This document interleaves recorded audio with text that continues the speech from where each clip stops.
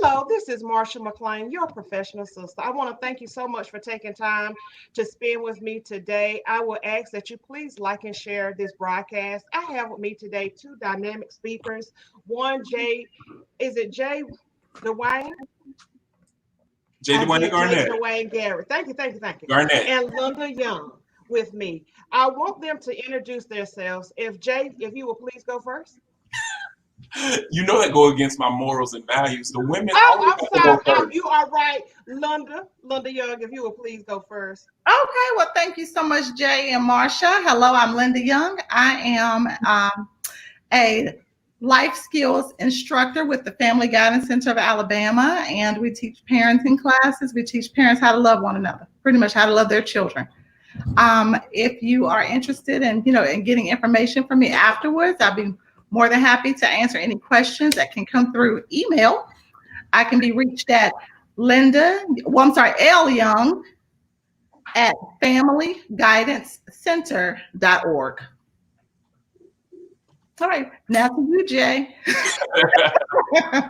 I'm J. Dwayne Garnett, and my wife and I started a nonprofit known as Love is a Parable. And we have this crazy idea that we could actually live in a world of unity through love. So we spend our time promoting love, unity, and kindness while providing love education, where we have three different courses, one on implicit bias, another one on love advocacy training, and then we have our junior advocate component. But we also promote love advocacy and love wellness. And that's what we have been doing. And you can find out everything that's Love is a Parable. If you just type in Love is a Parable on Google or Bing or anything, we will come up. But you can visit us easily at loveisaparable.com. Okay, thank you for that. And where are you all located, just so the viewers will know? Okay, I'm located in Birmingham, Alabama. The Family Guidance Center, where I am employed, is actually a program that is sponsored throughout the state of Alabama. Okay, great. That is awesome.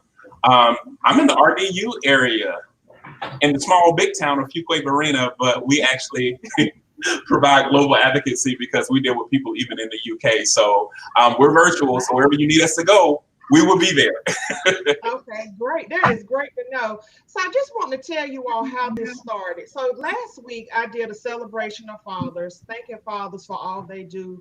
And the ones that are not really appreciated, I was just letting them know, I appreciate you. I appreciate all your hard work. And I got some feedback about how I presented some questions and wanted further information. And I felt like I needed some assistance in answering those questions. I got one email that was asking, how do you co-parent with someone that you don't like anymore, you don't trust anymore? So that's a question we're definitely going to answer today. We're also going to answer questions like, how do you co-parent with someone that may have a substance abuse issue or a mental health issue going on and do not want treatment? And how do you go about child support? When do you decide that I need to get child support engaged because this person, man or woman, is not helping me raise this child? How do you do that? And how do we move past the hurt of a relationship and really be successful in co-parenting our children? So I really wanted to just get those kind of questions answered and also provide some resources if you're struggling with that and where you can get some help from. So I'm going to start with Linda. Linda, Okay. what type of people that you normally deal with that come in for services about co-parenting?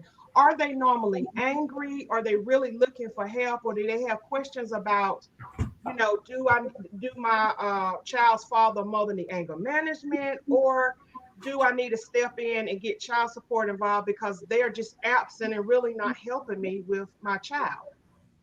Okay. Well, actually, what you just said is a mouthful. It really Yeah. is. It is because there's so many components to parenting. Okay. And so, as a parenting instructor, generally we get the individuals that are our parents generally are in the DHR system or Department of Human Resources system here in the state of Alabama. Okay. And our parents generally, do have some of those layers that are going on, the substance abuse layers, the layers where they haven't been parented well, and so they're not parenting well. You know, there are a lot of things, a lot of issues that come along with our parents. I would say that one of the largest ones would be the substance abuse aspect of it. And what we're trying to do is we're trying to assist the entire person. We're getting our parents the help that they need as it relates to their substance abuse issues. We do offer anger management programs for our parents as well. So what we do is we first of all start off with a counseling session. We start off talking with them to see what their needs are and how we can address those needs and how we can, put them in contact with the individuals that would be helpful to them. Because if they're not in a situation where they can't help themselves, then there is no way that they can help their children. And so what we try to do is to help them to fix what they believe to be not right in their life first, and then try to help their children along the way. All right. Jay, I know that was a mouthful. Thank you, Lynn, for letting me know. But Jay, what do you think about some of the things that I asked the question on and what Linda shared? I think a lot of it because we're in the state of North Carolina, my wife and I can't actually use our behavioral health background because it's different credentialing. We talked about that before. Yeah. And one of the things that we actually do is what is called more of a reflective style thinking. Is a lot of times we come intention driven, but we don't necessarily address our motives. So we help people reflect on what is the true outcome that we want. Is it that we really want what's best for the child, or do we want revenge? Do we really want someone to really heal and move on, or do we want them to feel the pain that we felt? So we really sit down and talk about intention and motive and really reflect on that. Usually the solution lies in that reflective process. Okay. So I'm sorry, go ahead, Linda. I was gonna say, yeah, and I have to agree with Jay on that you definitely want them to do the reflection part of it.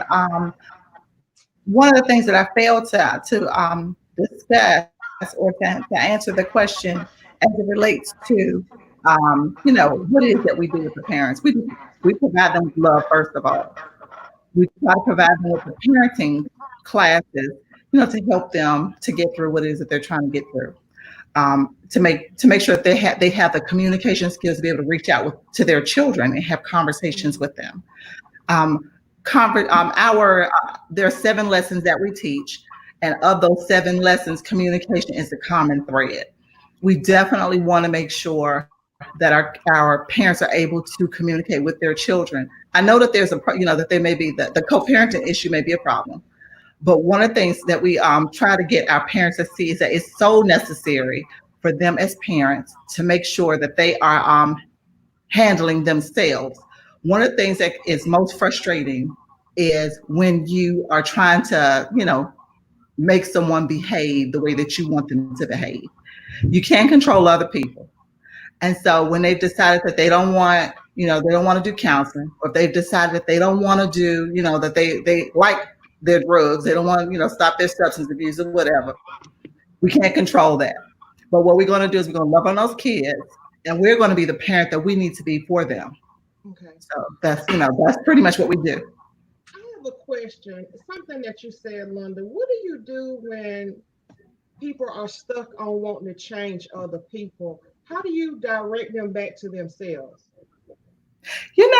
I have a group of, I have rules for my classroom.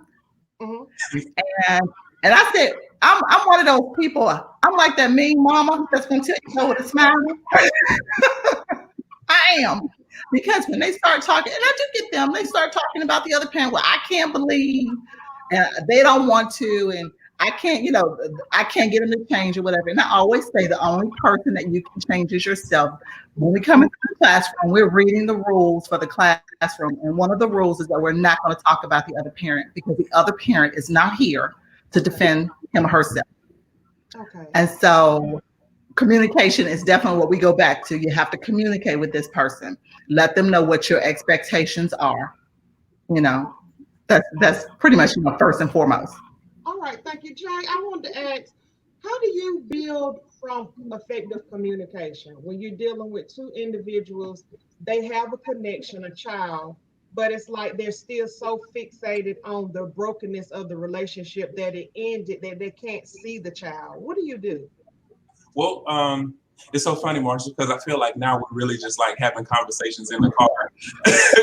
Oh, wow. Okay. Yeah, that's what it should be. No, because a lot of times I do get that, and it boils down to a lot of times expectation.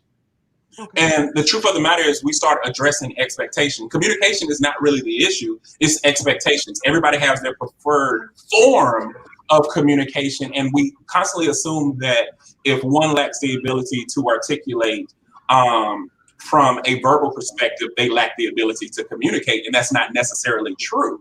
It's just that we have an expectation on how we prefer to communicate, and when someone doesn't meet that expectation, here's the catch. The expectation was never for that other person. The expectation was for me. This is how I guide my life. This is how I decide how I'm going to move.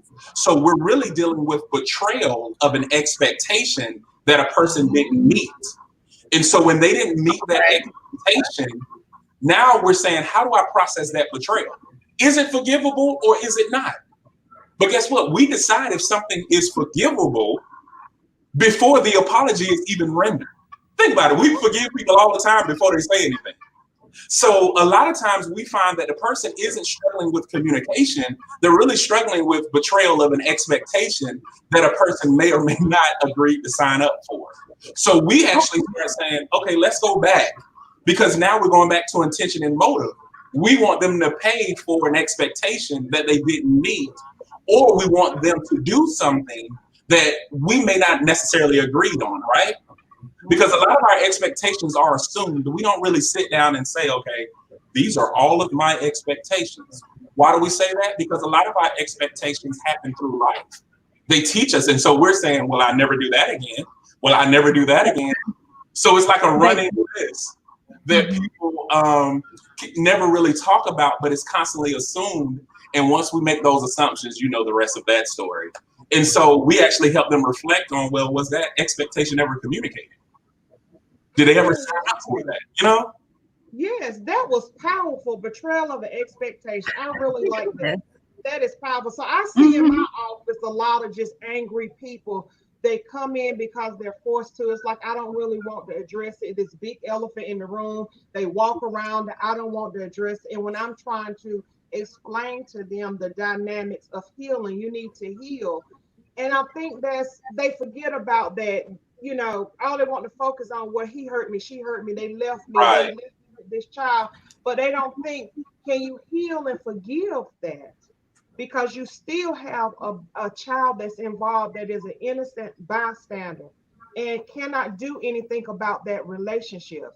And then sometimes, unfortunately, parents encourage children to disrespect the other parent just because they're no longer. And that's true.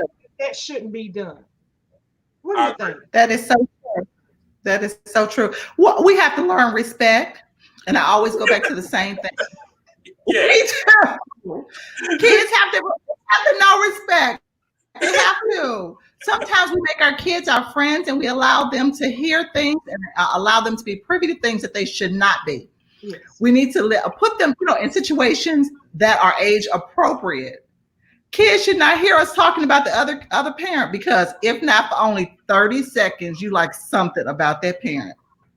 Yeah. And I definitely agree with that, because we have this weird way of, once we dislike something, we dislike the total experience. So once that person made us upset, oh, that whole relationship was horrible. The whole relationship was horrible. So horrible that y'all ended up buying a house It was so good. Y'all had movies together. So all of that was horrible. We do take the extremist approach, and I agree with you. I think that a lot of times we throw the children in and we use them more as a vice than really a motivational tool to do something. We really use it as a vice to harm. When you're hurting your child, and the child really may not even been hurt. The child might be at peace that y'all not together. But it's you saying we're hurting a child, throwing it up to hurt someone, and we tend to treat our children like we treat food that we like. We don't want our kids to like the food that we don't like. Like I hate okra. So I want my kids to hate okra, right? So now that I hate the spouse, I want my kids to hate the spouse, and that's not right. We shouldn't treat our spouse like food.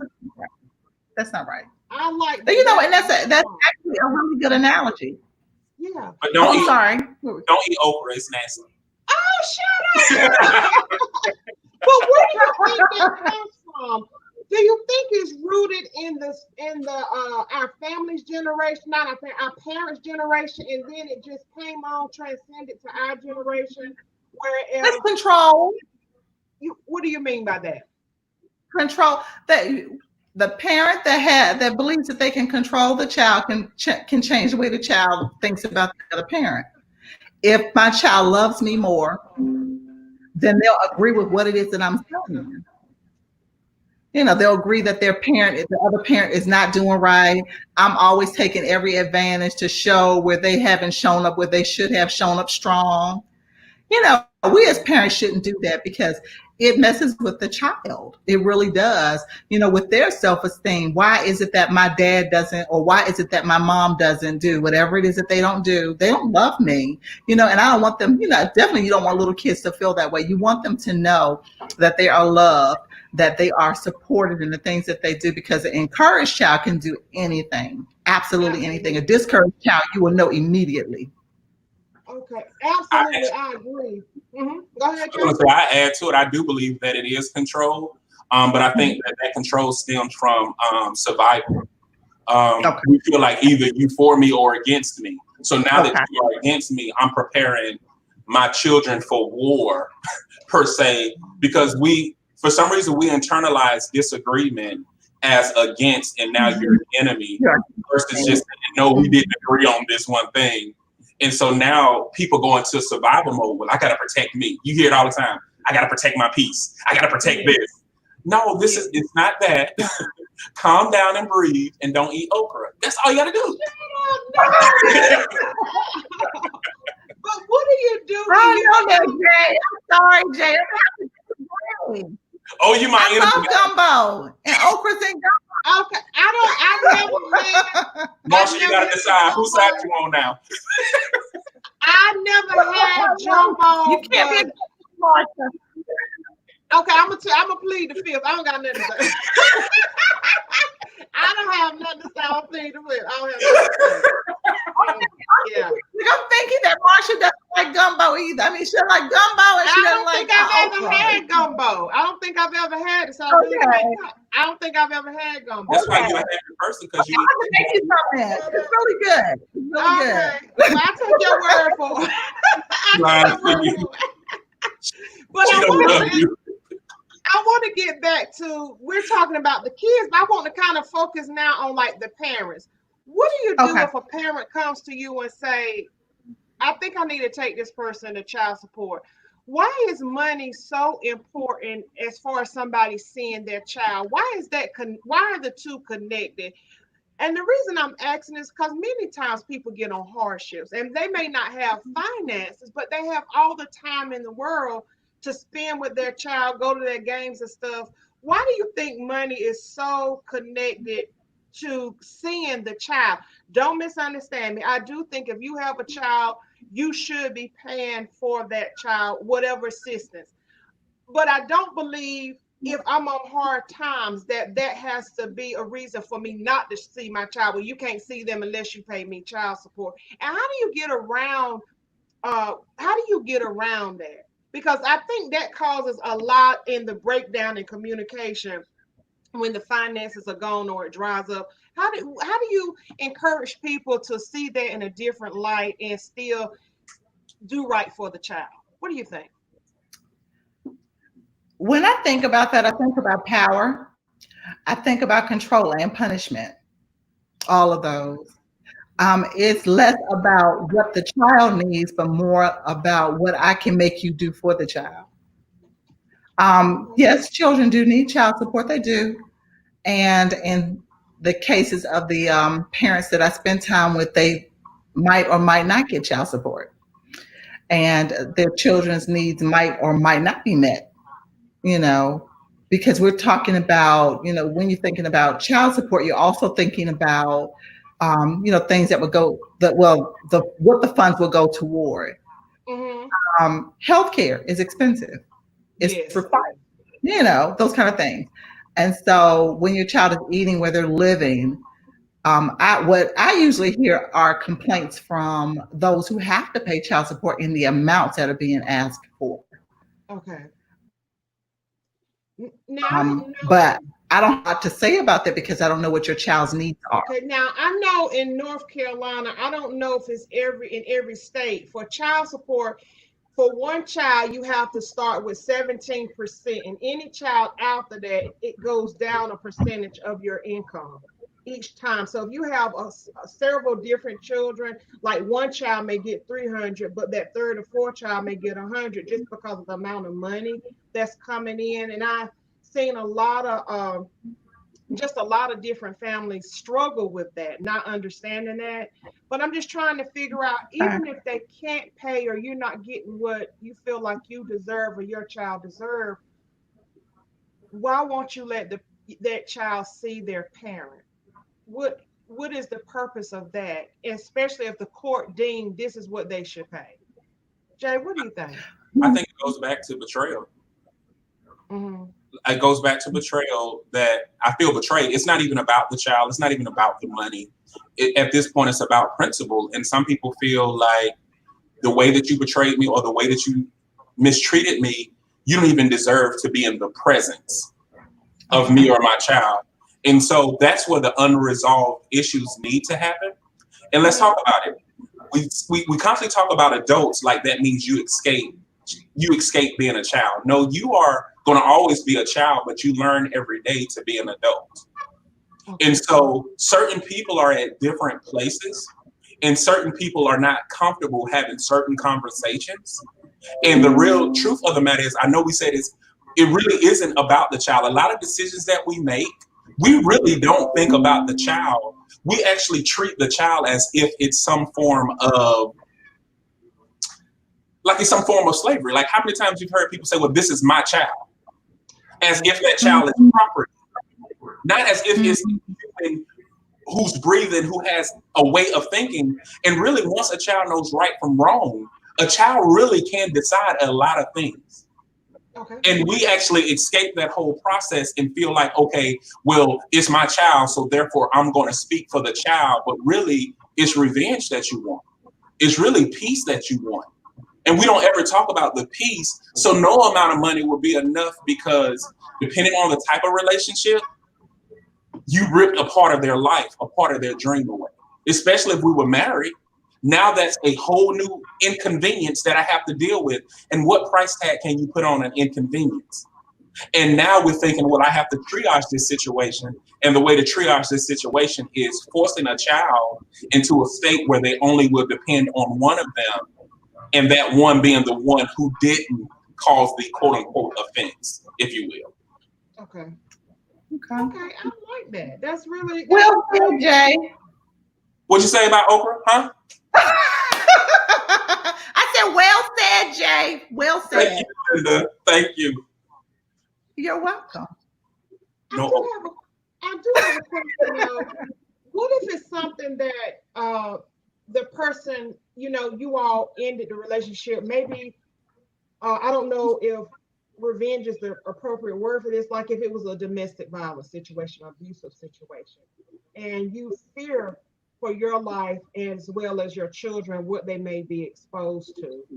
What would you suggest that what would you suggest to someone then?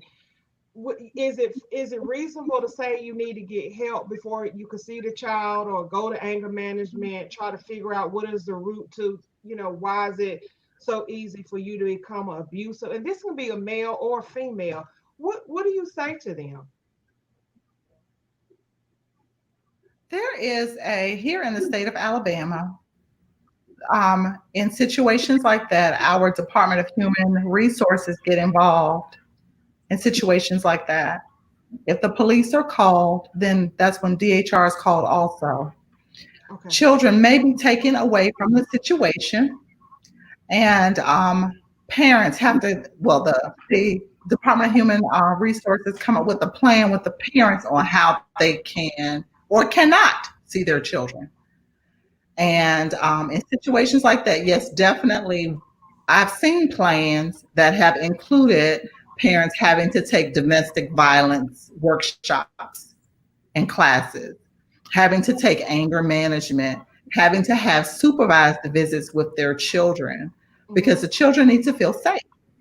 Okay. They've seen certain things that they may not, possibly have need to see. Of course, they didn't need to see domestic violence, Right. but you have to find a way in which you can ease the child's fears of the situation that may have happened and have them to come together. And that may be with just having someone to, having supervised visits for a short period in time until the child really understands what happened and, how they can come back together as a family. Now, I'm not saying that the parents should come back together as a family because in some situations it's not possible. Why do you think people resist But going to the child needs to know. Why do you think that may happen that people resist it? Is it that they don't want to acknowledge I have an anger problem? I may feel a control or power abusing someone or asserting myself over someone. Why do you think they don't want to have that service, that help to have a relationship with their children? Why do you think that is? Jay? I guess we'll be opening up a whole nother can of worms because when you talk about victimization, victimization is oftentimes equated to being weak, and that's not really true. Okay. So if you say that I have a problem, you're saying something is wrong with me. You're saying that I am weak. So a lot of people, especially if we really go to the Black community, we look at mental health or any type of therapy as a weakness. Even more so, we equate weakness, victimization to being effeminate in a form. We look at gender, female gender. Huh? What did you say? Effeminate? Yeah. Okay. We equate any type of feminism when it comes to that as a weaker thing. Okay. And so a lot of people don't talk about that part of it. It's like, it's not that I don't dislike therapy. It's just that nothing is wrong with me because I'm a man. I'm real. And we don't have that conversation, meaning that you can be a victim of something and still be strong. You can still be empowered. Being feminine also doesn't mean you're weak. You can be empowered through those things, but we have made victims, disability, and all of that seem like they're less of a human because they have certain hiccups throughout life. And so the truth of the matter is we need to normalize therapy. We need to normalize getting help so people will be empowered by that, saying, no, this makes everybody better. And I'm really an advocate of not just the aggressor getting therapy, but those who have been a victim of abuse getting therapy as well, because that does something to them. Trauma is real and it breaks us down in so many different ways. And it does.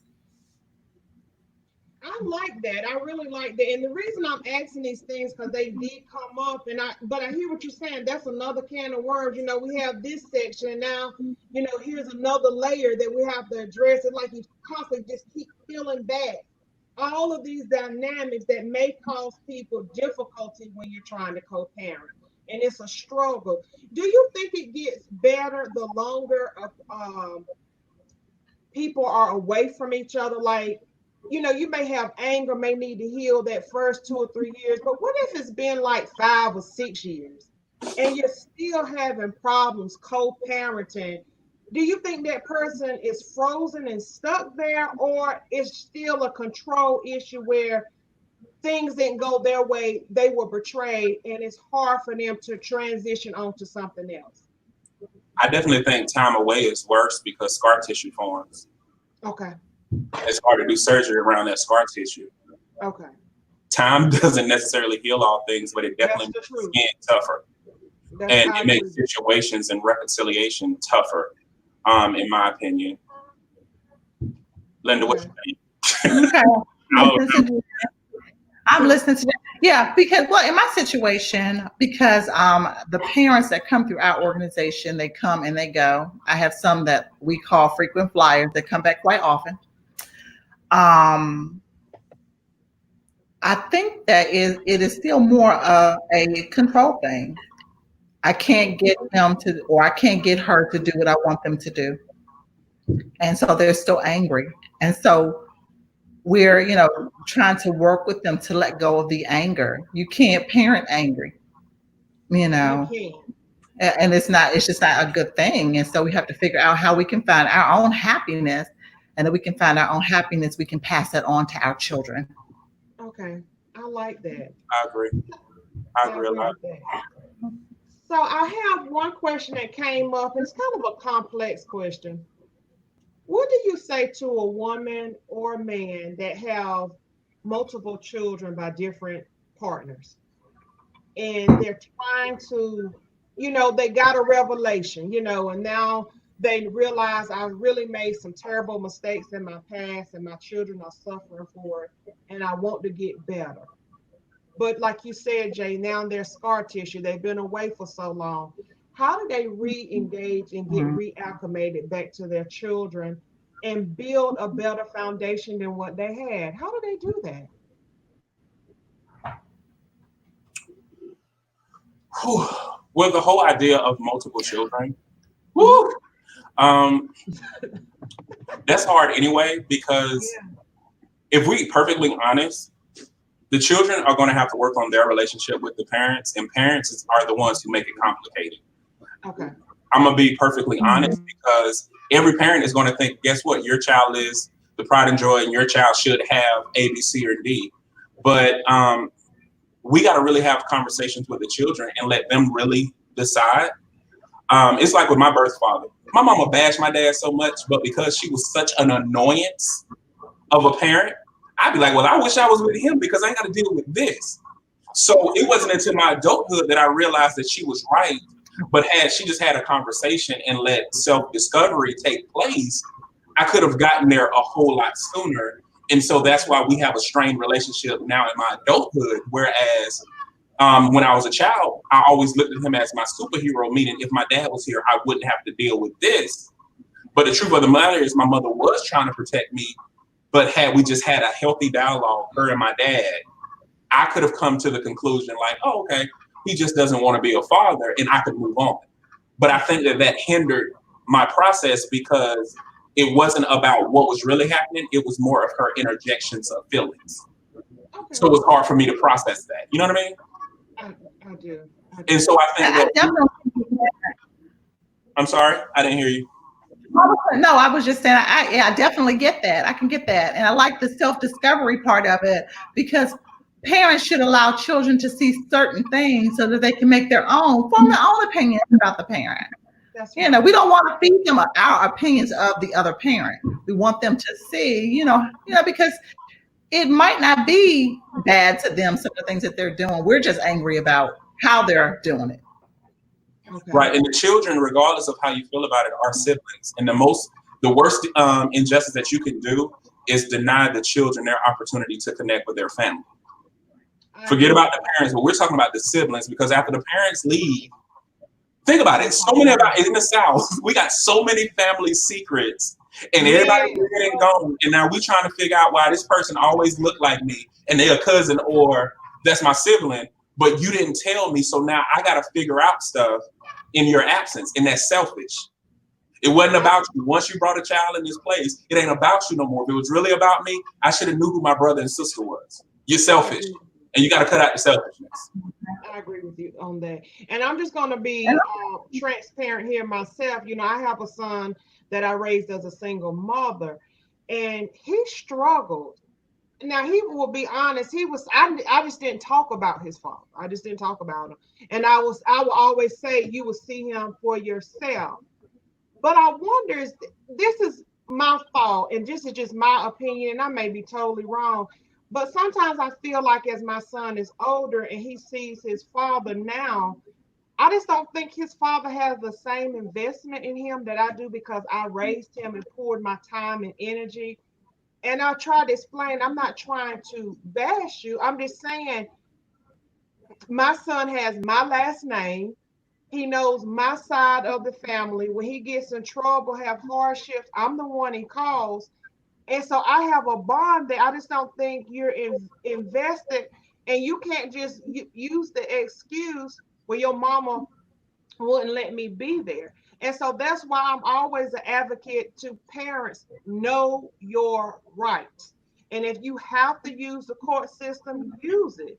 And that's why sometimes I look at child support as a benefit, because if you know you're not stable on a job, you're not really good about being on a job because you're flighty, but you have this thing dangling over your head. I have to pay my child support. These are going to be the repercussions of that. Look at it as a benefit. Don't always look at it as something bad. Now, like I said, these are just kind of my opinions, because I think it's wrong for you to go away, mother or father, for a period of years and don't ever offer any type of assistance. It's bad enough you don't offer any love, support. They don't never see you, but you offer absolutely nothing. And then you get mad when child support is in place.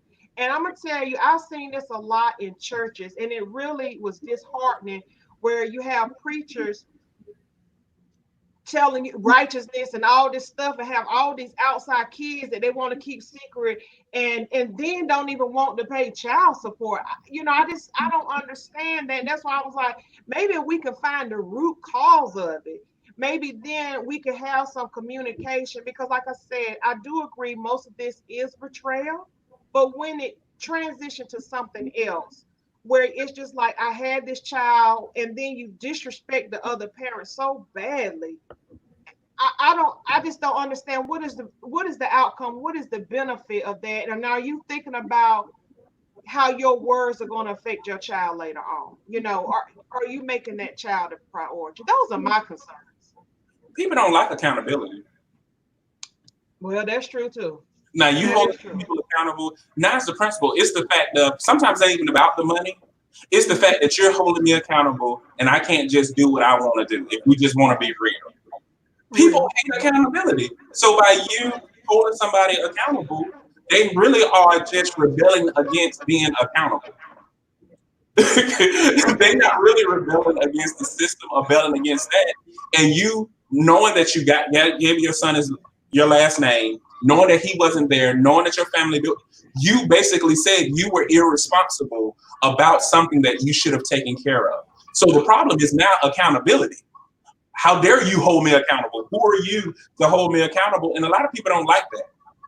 It's easy to pass judgment. It's easy to do a lot of things, but holding accountable, man, that's a nasty taste in the mouth. It's like sweet to the stomach. Yeah.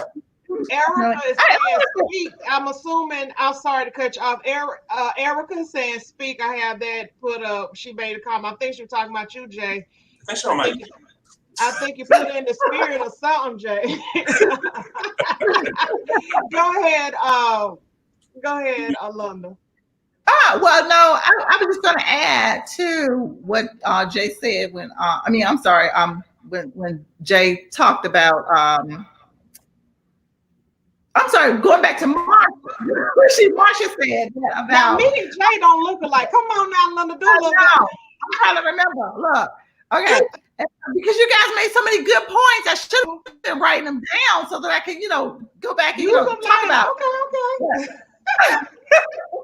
But I was thinking about the child support part of it is a right, and I wanted to make sure that we added that child support is a right. Children need to be they have the right to be taken care of by parents. They do. I understand what you're saying, Martha, when it comes to your son and raising him and what he feels like he may have missed out on with his dad. Hopefully they'll come to some type of agreement and understand, and he can be there for him now that he's an adult. Remember that every relationship that the parents have is going to be a different relationship. The relationships won't be the same. I know from talking with the parents in my class that the moms are, we are a little bit more of course, motherly. We're going to love and provide a little bit more support in some areas. But it doesn't mean that the dad cannot. His way of doing it is just a little bit different. That's it. And so, we definitely want to do that. Okay. Well, I thank you for that. And while we were talking, did any questions come up or any ideas that you think the audience will benefit from knowing? Nobody? Oh, it got real Is that silent. Let me talk about for that okra again. Okra again that Jay was talking about earlier.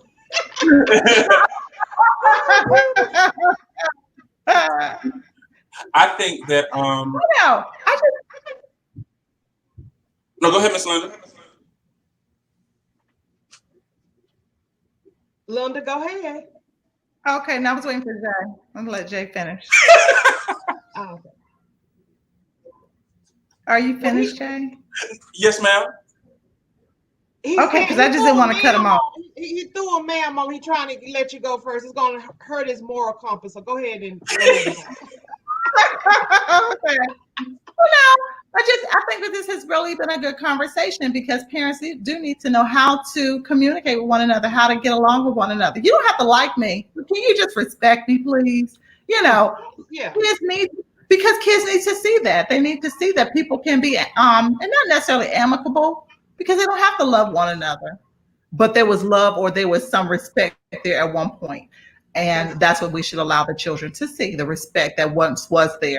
I might not like you, as a person, or I have to back up and say that as a little girl, one of the things that my dad always taught us was that we could never say, I don't like that person.